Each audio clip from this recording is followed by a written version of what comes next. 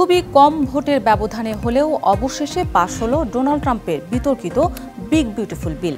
এখন মার্কিন প্রেসিডেন্ট সই করলেই বিলটি পরিণত হবে আইনে।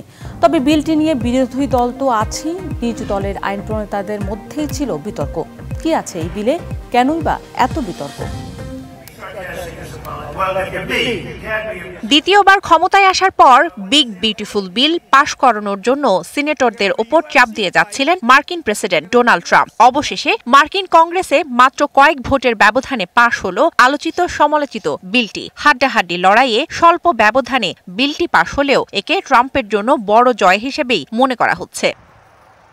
স্বাস্থ্য এবং নিরাপত্তা খাতে ব্যয় সংকোচ করার পাশাপাশি এই বিলে যুক্তরাষ্ট্রে অবৈধ অনুপ্রবেশকারী এবং অভিবাসন প্রত্যাশীদের বিরুদ্ধে ব্যবস্থা নেওয়ার জন্য বিপুল পরিমাণ অর্থ ব্যয় করার অধিকার দেয়া হয়েছে। অবৈধ অনুপ্রবেশ বন্ধের যে প্রকল্প ট্রাম্প গ্রহণ করেছেন তাতে ব্যয় করা হবে 178 বিলিয়ন মার্কিন ডলার।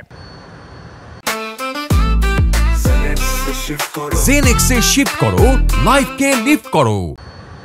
এছাড়া জীবাশ্ম জ্বালানির ব্যবহার বাড়ানোর বিষয়েও এই বিলে বিপুল অর্থ ধার্য করা হয়েছে।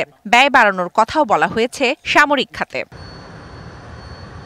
সাবেক প্রেসিডেন্ট জো বাইডেনের আমলে নেয়া জলবায়ু পরিবর্তন বিষয়ে বেশ কিছু গুরুত্বপূর্ণ সিদ্ধান্ত রদ করে দেওয়া হয়েছে। প্রচারে ট্রাম্প একটি কথা বারবার বলেছেন, ড্রিল বেবি ড্রিল, অর্থাৎ নতুন করে খনিজ তেল উত্তোলন শুরু করতে হবে। তাই বিলটি নিয়ে চিন্তিত পরিবেশবিদরা।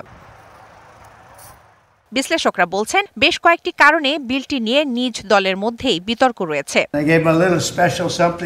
ট্রাম্পের এক সময়ের বন্ধু ইলন মাস্ক থেকে রিপাবলিকান দলের একাধিক সদস্য এই বিলের বিরোধিতা করছেন। তাদের অভিযোগ, ট্রাম্প মার্কিন অর্থনীতিকে এমন একটা জায়গায় নিয়ে যাচ্ছেন তাতে যে কোনো সময় বিপর্যয় ঘটতে পারে।